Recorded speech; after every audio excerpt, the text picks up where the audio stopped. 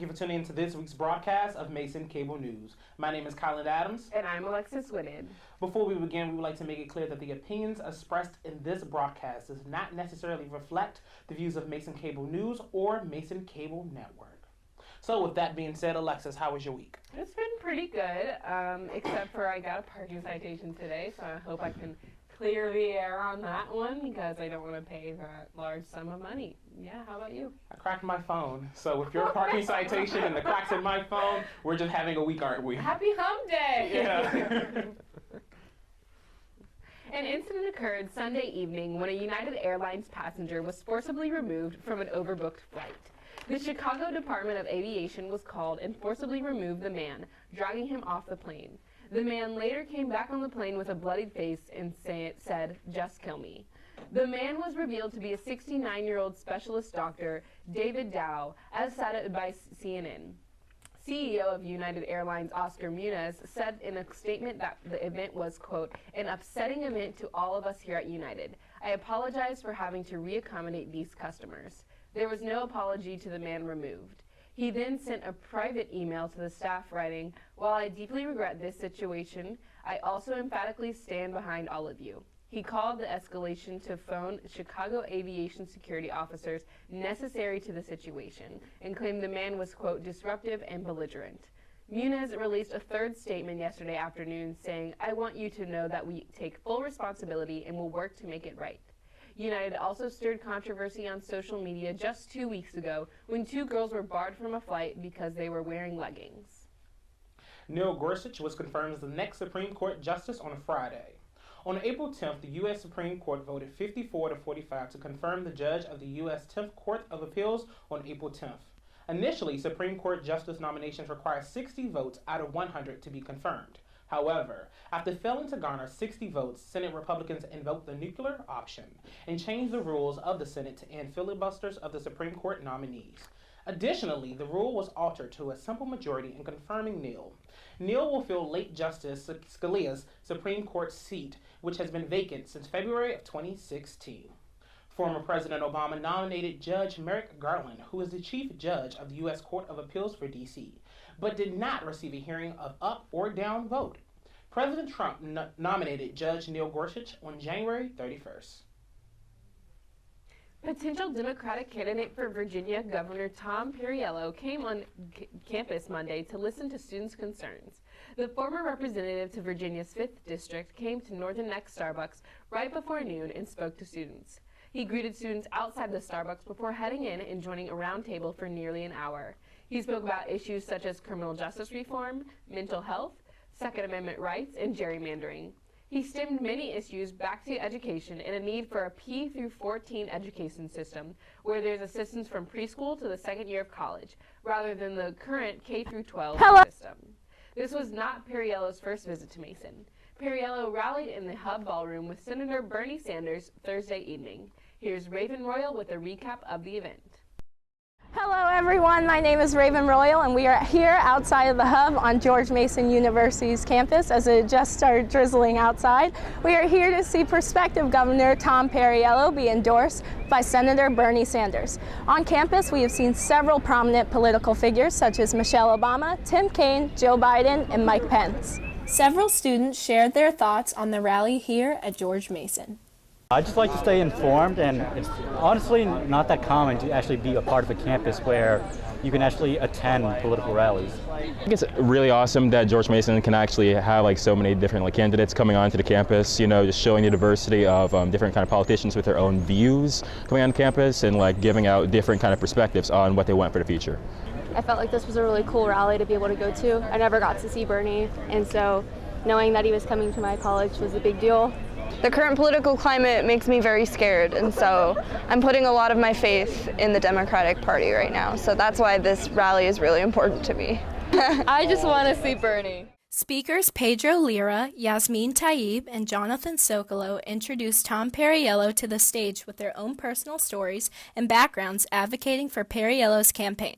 Along with an endorsement from current Vermont Senator Bernie Sanders, Perriello's team aims to energize voters among the local Virginia region, encouraging them to stay active in today's political setting.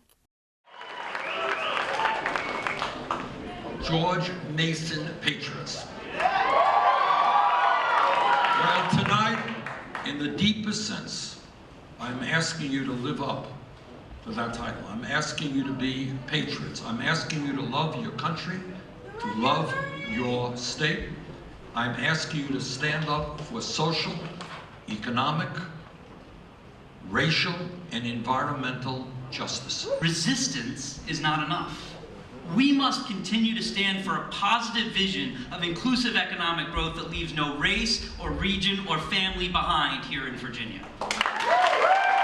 Perriello spoke in regards to raising the minimum wage to $15, protecting the rights of transgender teenagers, and by further upholding democratic values, both Mason and community members became informed of his mission for the upcoming gubernatorial primaries occurring June 13th. This has been Raven Royal with Mason Cable News. After 2 weeks of campaigning to become Mason's next student body president and vice president, it was announced Tuesday morning that David Kanos and Kelly Dugan would take on the roles for the upcoming school year, succeeding Nathaniel Pittman and Gabby Peta. Student government announced the results on their social media platforms and website with this graphic shown early Tuesday morning. The Kanos-Dugan ticket won a count of 913 votes, taking 48% of the votes. Kanos will be the first international student to serve as Mason's student body president. We will keep you updated on actions within student government. Less than 50 days into graduation, seniors. The Find Your Senior Portrait sessions for 2017 graduates began yesterday and will go through tomorrow, April 13th. The sessions are open from 10 a.m. to 6 p.m. To reserve your portrait appointment, go to www.ouryear.com. Make sure you enter the school code 700 or call 1-800-OUR-YEAR. A $10 sitting fee is required. Walk-ins are first come, first serve. Sessions begin at the JC Atrium, room 121. If you have more questions, you can email studentmedia, stumedia@gmu.edu for additional questions or more information. Dress to impress, and congratulations, seniors of 2017. It is officially Pride Week. Pride Week began last Friday with more than 20 events planned throughout the week. Highlights of the week include Academy Award-winning film Moonlight screening tomorrow in the JC Cinema from 4:30 to 7:30, along with a discussion afterward. The week will end on Friday with the annual Pride Week drag show from 8 to 11 p.m. in the JC Atrium. Sponsored by PAC, Student Involvement and LGBTQ Resources, the drag show will be hosted by Peppermint, a current contestant on RuPaul's Drag Race. Doors will open at 7 p.m. and is free for Mason students. Students can learn about the multitude of events occurring during Pride Week at lgbtq.gmu.edu. The Mason Science Grand Slam will be occurring this Friday from 7 to 9 p.m. As quoted from the Science Slam website, a Science Slam challenges young students to prepare a presenting of fewer than 10 minutes about their scientific research for a non-expert audience by being creative. The goal is to, quote, solicit the most laughter and applause from the audience through scientific integrity and accuracy are expected and appreciated. The event will be in Dewberry Hall in the JC, hosted by the College of Science. The top slammer for the Grand Slam will receive $1,000. Freshmen, come join Student Media and Freshman Focus magazine for a celebration of your first year at Mason. As cited from Get Connected, Freshman Focus magazine is the only campus magazine for freshmen by freshmen. The magazine offers incoming and prospective students a sneak peek into freshman year here at George Mason University. The event will be held next Tuesday, April 18th from 6 to 8 p.m. in the JC Bistro. There will be free food, door prizes, and games and activities. Come de-stress and mingle with other students in the class of 2020. Come to the Patriots Wall Friday at Southside Plaza and donate $1 or more to paint your hand on the Promise Wall. Hosted by Alpha Kappa Lambda Fraternity, titled These Hands Don't Hurt, the Promise Wall will be up for a week to raise for domestic violence. Proceeds will go to help the Bethany House, a shelter for survivors of domestic violence. The event will be this Friday, April 14th, from noon to 3 p.m. Stay tuned for the sports reports, which will air after a special edition of Freshman's Corner. Also, stick around for On the Couch about Netflix and Kylie Jenner. Finally, join our roundtable discussion on the controversial Pepsi ad. You're watching Mason Cable News. Welcome to this week's segment of Freshman's Corner. This week we have a special edition. We're calling it Future Freshman's Corner.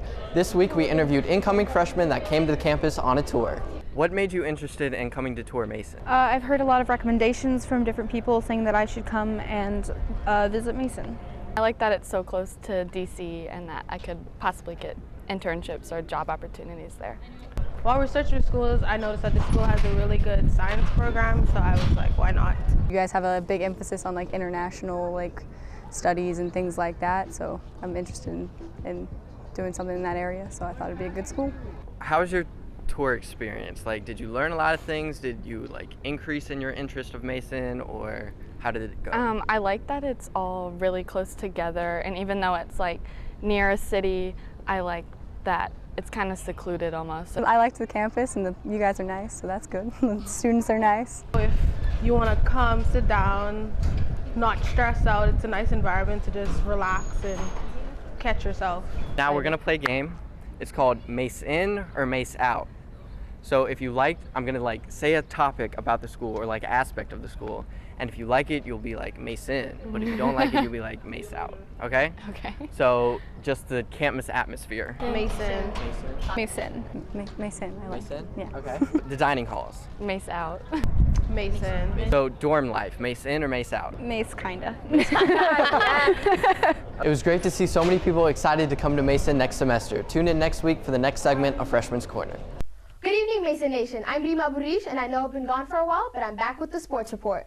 Congratulations to the lacrosse ladies on their 4th straight victory this weekend, beating VCU, and a special congratulations to freshman Melissa Semke on earning her Atlantic 10 Conference Lacrosse Rookie Co-Rookie of the Week. Her 2 best games of her young college career gained her this recognition. In baseball news, the Patriots took an early lead but fell in the 3rd game of its series against St. Joseph's, dropping a 5-2 decision for the 2nd straight day at Smith & Field in Marion Station, Pennsylvania. The softball team earned a dramatic 2-1 win with the series finale against Atlantic 10 Conference champion Fordham. With the help of Jess Cabrier's home run, the ladies got first in front of home crowd this season. Well, that's it for the sports update. Make sure you head out to the women's softball game tomorrow night versus George Washington. The ladies will be playing at 6 p.m. in the stadium. Good luck, ladies. Thank With you a for watching. traditional. I'm Rima Burish, and we will be right back with the roundtable after On the Couch with Gina Jerome.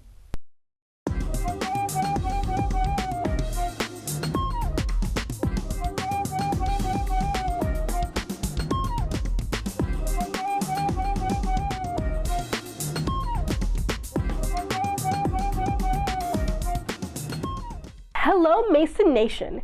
Welcome back to another amazing week with me, Gina Jerome, on the couch. I'm very excited to be your source for entertainment news nationally, as well as in the DMV and GMU area. So now let's move on to our very first story of the night. If there's one thing you should be watching nowadays, it's 13 Reasons Why. But be warned, it's definitely not for the faint of heart. It's set in a fictional town, and the story follows high schooler Clay as he attempts to deal with the recent suicide of his friend and crush, Hannah, leaving behind a series of tapes, 13 sides worth, hence the title, as her suicide note, with each side implicating one classmate and the role that they played in her death. While 13 Reasons Why is a classic murder, or suicide rather, mystery, was revised for the modern age. It highlights our problems with social media, has a killer soundtrack, and tackles teen issues head on. Every episode has tugged on my heartstrings, and I've shed many, many tears. But will it get a second season after its amazing ratings, but not so great reviews? Who knows? But I know that I'll be for sure watching. Also in Hollywoodland, here's some pretty fun and interesting news for you. Kylie Jenner attended a high school prom over the weekend, which may be the most age-appropriate thing that this Keeping Up with the Kardashians star has literally ever done. It's not entirely clear why or how, but California teen Albert Ochoa of Sacramento's Rio Americana High School showed up to his prom on Saturday night with Kylie Jenner and her BFF Jordan Woods on his arm.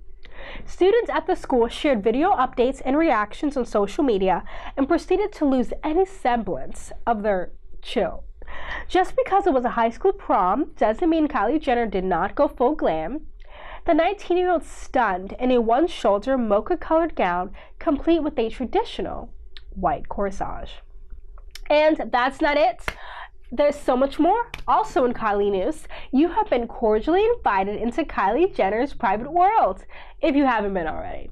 The 19-year-old mogul will be opening up the doors of her exclusive domain, giving fans a behind-the-scenes glimpse into her extraordinary life and her upcoming Keeping Up with the Kardashians spin-off series, Life of Kylie. If you've ever wondered what it's really like to be Kylie, wonder no more. The new show, premiering this summer, will expose a personal, more intimate side of makeup entrepreneur Kylie Jenner as she manages her celebrity persona, multi-million-dollar company, and honestly, well, just being a teenager. And Mason, that's all the news I've got for you, but this has been great, bringing you some infotainment, my fellow patriots. Once again, this has been Gina Jerome right here with you on the couch, and I really want to know, how do you feel about our girl Kylie getting her own show? Well, tweet me at Nagina_J, and only if you feel like it, you can even follow me on Instagram at Gina Juju. And some as you may know, like I said before, I am nearing graduation and leaving on the couch after this year. But don't worry, there's going to be a replacement and she's going to be great, and I look forward to the great year that's coming. Well, see you soon, Mason.